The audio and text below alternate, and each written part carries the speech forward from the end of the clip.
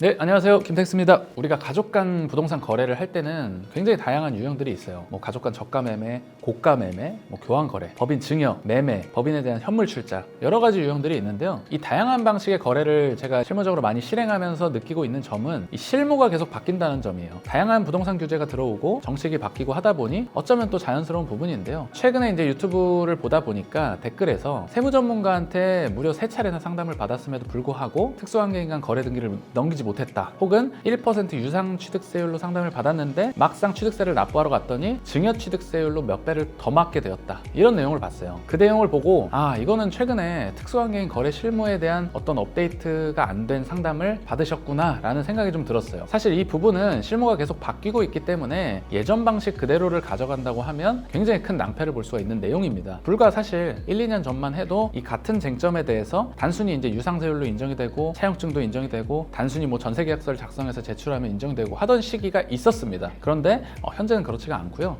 앞으로 아마 더 까다로워질 겁니다. 왜냐하면 이 특수환경인 거래는 국토교통부와 국세청에서 굉장히 까다롭게 보는 거래 유형입니다. 일단 소명이 많이 나오고요. 소명이 나오는 여러 원인 중에 한 가지가 또 뭔지 아세요? 우리나라 사람들 아파트값 떨어지는 거 굉장히 예민하잖아요. 우리 단지에 저가 거래가 하나 찍히잖아요. 민원이 어마어마하게 들어옵니다. 이 민원 때문에 소명이 나오기도 합니다. 그리고 국토부가 해당 거래건에 대해서도 정밀조사를 의뢰해서 나오는 경우가 있고요. 이렇게 한두 차례 소명 요구를 받게 되는데, 요새는 사실 강남 3구나 용산 이런 지역은 거의 100%라고 보시면 되고, 해당 소명이 나왔을 때 이를 좀 게을리하거나 정석적으로 대응하지 않는 경우에는 국세청 세무조사로 이어질 수 있기 때문에 주의를 좀 하셔야 됩니다. 그래도 우리가 거래 과정에서 세법이 허용하는 테두리 내에서 실행했다면 사실 소명을 못할 이유는 또 전혀 없다고 보셔도 됩니다. 실제로 대부분의 가족 간 거래가 직거래 형태로 이루어지고 있고, 그 과정에서 세무사가 하는 역할은 매매계약서 작성, 정확한 취득록세 산출, 그리고 등기 이전, 임대차 관계 정리, 대출 시행과 승계 프로세스에 대한 어떤 이해가 또 필요하고, 등기 이후에는 당연히 오차 없이 정확한 세금 납부가 이루어져야겠고요. 더 나아가서 이제 자금 출처 소명 등의 어떤 모든 업무를 사전에 전반적으로 다룰 줄 알아야 되고요. 그렇게 해야만 등기를 진행하고 뒷단에 소명을 하는 데 있어서 사고가 나지 않게 막을 수가 있습니다.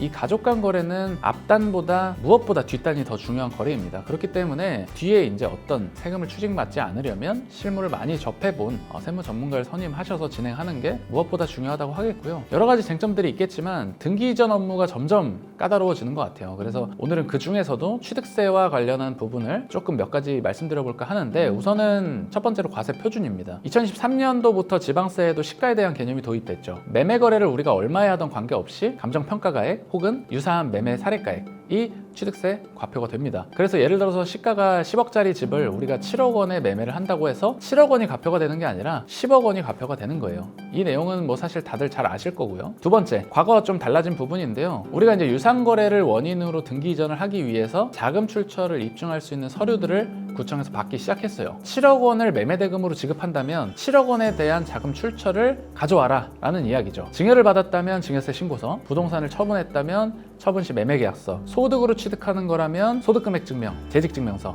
그리고 배우자가 있다면 부부합산 소득으로 입증도 가능합니다. 매매 거래를 할 때 차용증? 사실 이거는 이제는 더 어렵다고 보셔야 됩니다. 아마 부족한 자금 출처에 대해서는 증여 취득세율로 과세가 될 가능성이 높고요. 자금 출처 부족으로 인하여 발생하는 문제는 증여 취득세율이 유상 취득세율보다 더 높기도 하다라는 점도 있고, 아직 증여 취득세율에 대한 중과세도 계속적으로 존재하기 때문입니다. PCI에 따라서 국세청 자금 출처 조사 가능성도 또 염두를 하셔야 되고요. 그래서 이제 부모님께 차용을 해서 제3자의 부동산을 구매를 하는 것과는 달리 가족 간 매매 거래를 할 때 차용 거래를 하는 것은 어찌 보면 굉장히 보수적으로 접근하시는 것을 권장드립니다. 두 개가 많이 결이 다르다는 것을 인지를 좀 해주시고요. 세 번째는 전세를 놓는 경우예요. 부모는 종부세나 어떤 양도세, 세금 문제 때문에 1주택자가 되어야겠고, 무주택 자녀에게는 이 주택을 싸게 증여를 해주고 싶은 경우에 가장 많이 발생하는 케이스입니다. 부모가 본인이 살고 있는 집에 전세를 살아주는 조건으로 자녀한테 저가로 매매를 하는 거죠. 이 경우에도 과거와 달리 좀 많은 변수들이 생기고 있습니다. 첫 번째로 자금 출처. 과거에는 사실 이 갭 차이에 대한 매매 대금에 대한 대한 자금 출처만 입증하고 매매가 전액에 대해서 유상취득세율로 과세를 했다면 현재는 전세를 설정한 금액에 대해서도 자금 출처를 요구하는 구청이